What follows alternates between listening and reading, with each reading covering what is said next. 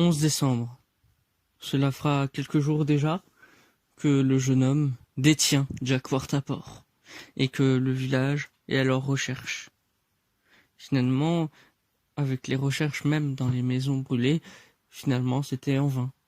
Personne ne les a réussi à les trouver. Cela les déplaisait, et ils se disaient peut-être qu'ils étaient enfin dans un autre village. Mais les policiers, à peine arrivés, se disaient d'abord il faut faire de nouvelles constructions. Il faut faire de nouveaux habitats,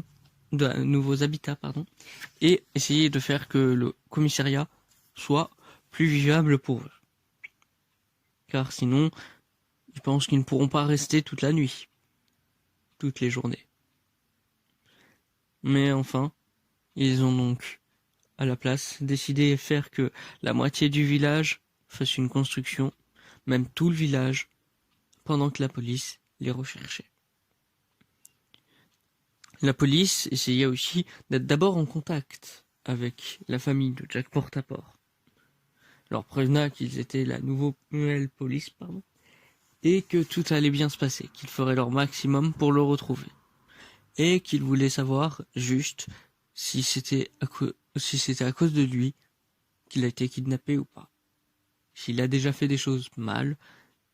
Et la jeune femme répondit « Non, on va pas avec moi, ni avec les enfants, ni dans tout ce village, je vous assure. » Donc, aucune trace.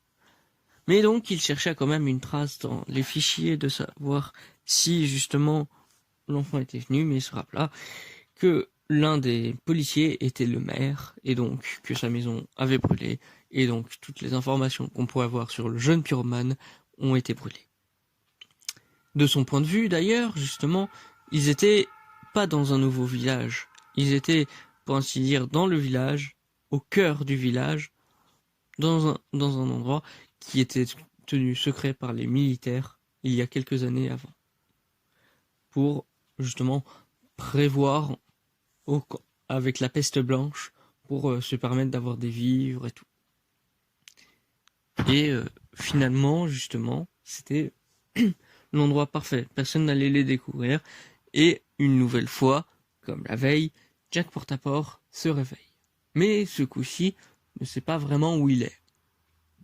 Il est un peu trop dans les vapes, à cause d'avoir été dans les vapes et d'avoir été sonné. C'est ça, d'avoir frappé, que ça le rend vraiment inoffensif au niveau maximum. Et lui demanda au jeune homme beaucoup de fois où on est et tout. Il répondit pas. Il voulait savoir un contexte, moi, un minimum. Mais non, rien.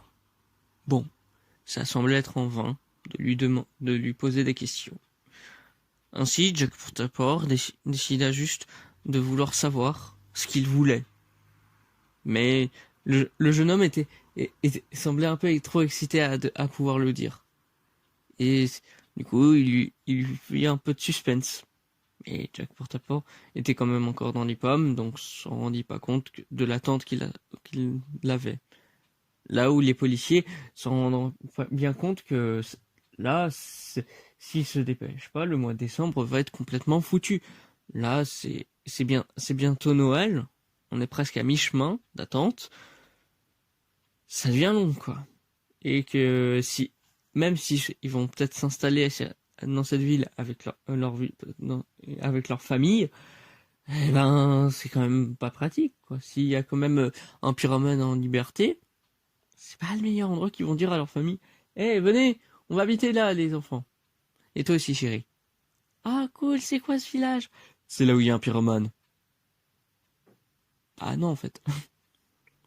Mais justement, le jeune homme avait encore fait des victimes, comme le découvrait Jack Portaport en attendant qu'il lui dévoile ce qu'il veut faire comme plan avec des corps. Mais il lui disait ah, je suis cannibale aussi, peut-être, parce que ça peut être intéressant. J'avais jamais goûté, et en plus, comme ils étaient déjà brûlés. Non, là, et il lui fit comprendre que ce sont de nouvelles victimes. C'est une nouvelle personne qui l'a brûlé. Et il lui dit oui, pourquoi? Cela terrifia une nouvelle fois Jack Portaport. Et Il lui dit, bon, maintenant, tu vas me dire ce que tu prévois de faire. Il lui dit, ce que je voudrais, vous le savez très bien. Jack Portaport ne comprit pas, et ce dernier lui dit, mais si, vous savez, ce que vous avez fait à tant de monde. Et il se rappela que ce qu'il a fait à beaucoup de monde, et de manière égale, c'est les tuer. Donc, il lui demanda, ce que tu voudrais, c'est que je te tue? Le jeune homme attendit et vit que le vieil homme rouait une attaque avec un petit sourire, pas parce que il l'avait trouvé seulement, mais aussi par la petite attaque du vieillard, qui est occasionnée parce que minuit sonnait et que, effectivement, nous sommes le